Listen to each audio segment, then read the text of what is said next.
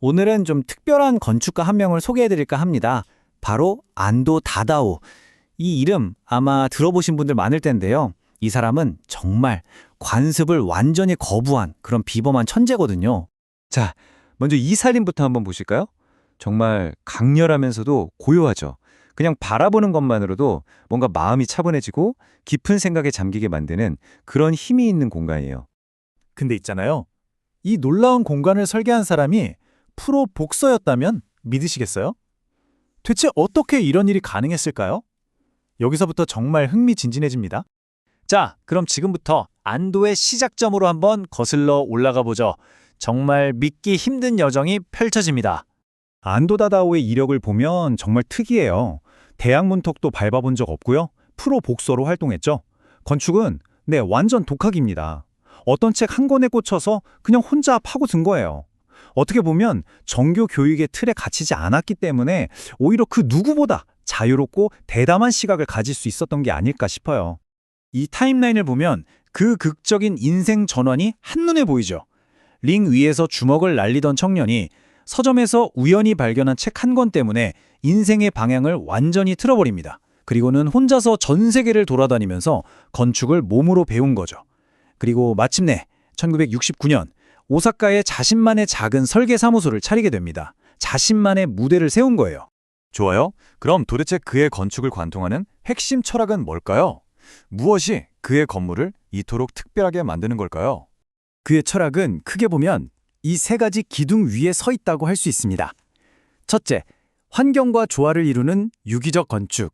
둘째, 이게 정말 중요한데 빛, 그림자, 바람, 물 같은 자연 그 자체를 건축의 재료로 사용한다는 것. 마지막으로 사람들이 그 안에서 조용히 자신을 돌아볼 수 있는 그런 명상적인 공간을 만든다는 거죠.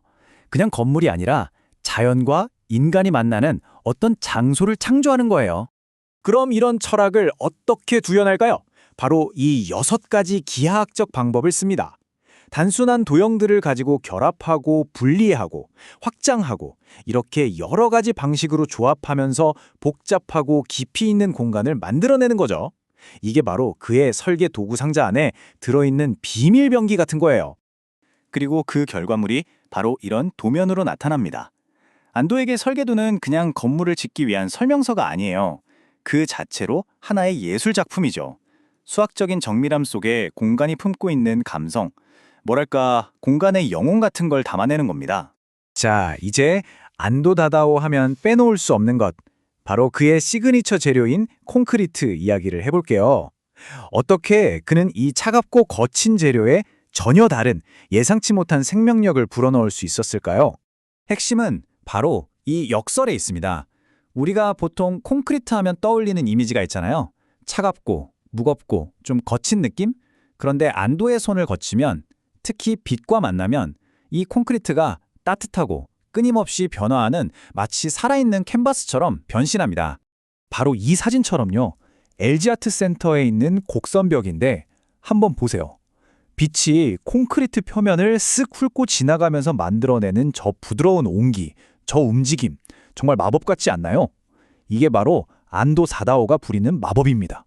그래서 그의 건물은 그냥 눈으로만 보는 게 아니라 온몸으로 느껴야 한다고들 말합니다.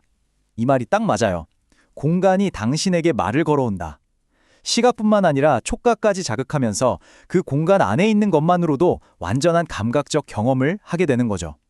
콘크리트 말고도 그가 아주 중요하게 생각하는 또 다른 건축 재료가 있습니다. 그건 바로 빛과 자연 그 자체예요. 안도에게 빛은 그냥 공간을 밝히는 기능적인 요소가 아닙니다. 그 이상의 의미를 가져요. 고대 로마의 판테온 신전 천장에서 쏟아져 내리는 빗줄기에서 영감을 받았다고 하는데요. 그에게 빛은 희망이자 생명의 상징인 거죠. 그래서 그의 건물에 있는 작은 틈들은 마치 어둠 속으로 한 줄기 희망을 끌어들이는 통로처럼 느껴집니다. 그의 이런 철학이 가장 거대하고 멋지게 구현된 곳이 바로 일본의 나오시마 예술의 섬입니다. 원래는 산업 폐기물로 버려졌던 섬이었거든요. 근데 안도가 이 섬을 세계적인 예술 명소로 완전히 탈바꿈시킨 겁니다. 지추 미술관이나 베네스 하우스 같은 것들을 보면 건축과 자연이 어떻게 하나가 될 수 있는지를 정말 완벽하게 보여주죠.